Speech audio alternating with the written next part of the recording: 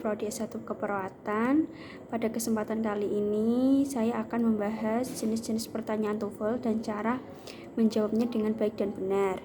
Untuk lebih jelasnya nanti saya ada pertanyaan atau contoh pertanyaan, nanti kita bahas bersama-sama, baik itu jenis pertanyaan apa, misalnya saja main idea, vocabulary kah, atau reference, atau detail stated atau unstated. Untuk lebih jelasnya nanti saya ada soalnya, langsung saja kita bahas.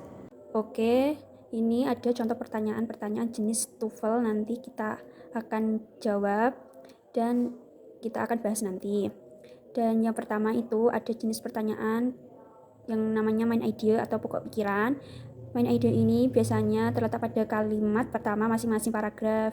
Contoh pertanyaannya dari main idea sendiri itu ada what is the main topic of the passage, kemudian ada what does the passage mainly discuss, yang ketiga itu ada what is the subject of the passage, yang keempat itu ada what is the primary topic of the passage, kemudian ada what is the main theme in the passage, kemudian ada what is the author main point in the passage, kemudian ada juga which of the following would be the best title. Dari 5 pertanyaan ini pasti ada kata kunci yang mana jenis pertanyaan main idea. Untuk yang nomor pertama itu ada which of the following best describe the information in the passage. Dari kalimat tersebut berarti mengacu pada pertanyaan main idea, karena main idea tadi ada beberapa pertanyaan jenisnya, maksudnya kayak kata kuncinya termasuk main idea tidak. Yang nomor 1 itu termasuk main idea karena tadi yang saya sudah bahas tadi, main idea ada kalimat kata kunci pertanyaan yaitu which of the following would be the best title, dan pada nomor pertama itu ada pertanyaan yang mana which of the following best describe the information in the passage. Dari pertanyaan pertama tersebut kita akan nanti cari jawabannya pada pokok pikiran di paragraf di atasnya. Untuk pertanyaannya ini membahas tentang manakah dari kalimat yang di atas yang tepat menggambarkan informasi dalam bacaan. Nah, itu adalah poin utama dari nomor 1. Untuk menjawabnya kita harus melihat dari paragraf masing-masing pada baris pertama atau line pertama. Untuk number 1 itu jawabannya adalah B, yaitu when artist's life and works are described. Kok bisa? Karena pada paragraf pertama itu membahas tentang menjelaskan kehidupan dan karya seorang seniman. Berarti yang nomor pertama itu termasuk dari main idea, dan jawabannya adalah B karena yaitu tadi kita lihat dari baris pertama setiap paragraf, dan yang lebih tepat adalah nomor 1 adalah yang B. Untuk selanjutnya ada pertanyaan nomor 2, yaitu pertanyaan Whistler is considered an American artist because. Yang nomor 2 itu termasuk jenis pertanyaan detail state. Oke, mari kita bahas apa itu detail state. Detail sendiri itu adalah jenis pertanyaan detail kita dimana untuk memperhatikan uraian khusus pada suatu paragraf. Detail sendiri ini dibagi ke dalam 2 jenis, yaitu state detail question dan unstated detail question. Dan untuk pertanyaan nomor 2 ini termasuk dalam detail stated, yang mana jawabannya ada di paragraf bacaan. Untuk mengetahuinya, mari kita baca dulu paragrafnya di atas, kemudian lalu bisa menjawabnya. Untuk jawaban nomor 2 yaitu A, atau he was born in America. Sebelum kita menjawabnya, kita harus mengetahui jenis dari pertanyaan tersebut, yaitu dengan cara ada jenis-jenis pertanyaan. Misalnya saja dari detail stated sendiri itu contoh pertanyaannya ada according to the passage states that bla bla bla, what does the author say about bla bla bla, kemudian ada it is indicate that bla bla bla, kemudian ada it is stated bla bla bla. Dari ciri khas pertanyaan detail stated, nah kita bisa mengetahui cara mengerjakan atau mengetahui jawabannya dengan jenis pertanyaan tersebut.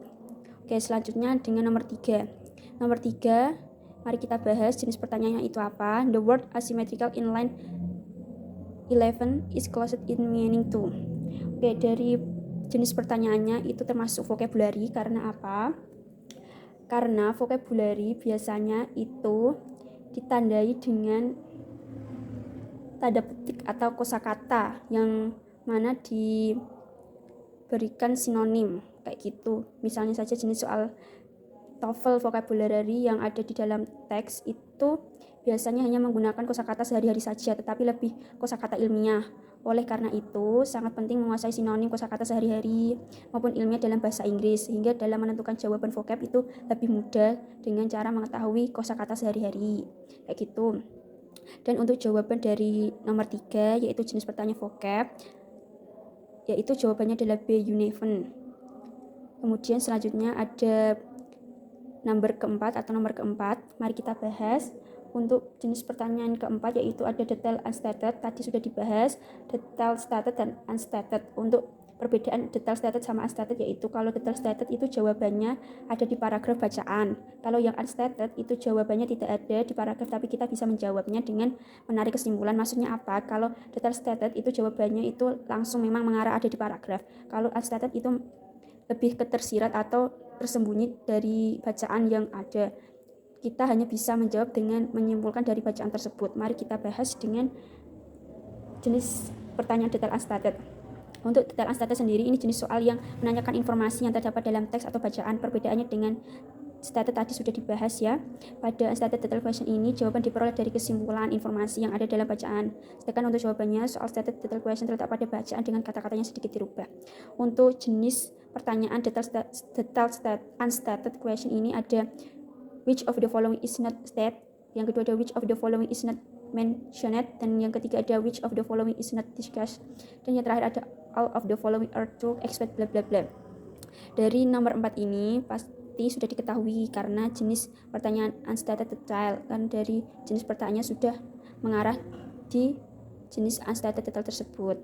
Untuk number 1 sendiri itu jawabannya adalah Whistler is best now for this aging atau C.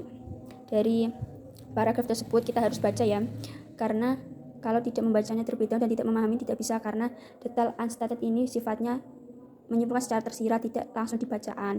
Kalau tidak paham dengan kalimat yang dibahas nanti kesusahan kayak gitu. Untuk yang nomor 5 sendiri ini termasuk pertanyaan reference, karena apa?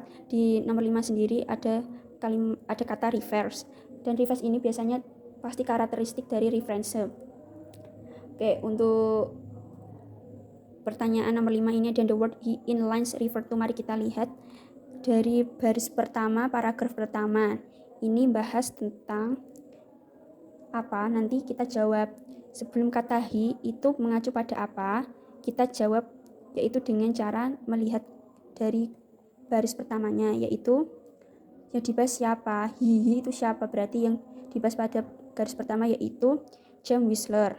Dari referensi ini pasti ada kata kunci reference, dan itu pasti kalau reference itu pasti ya reference, jadinya kita bahas dengan kata kunci tersebut.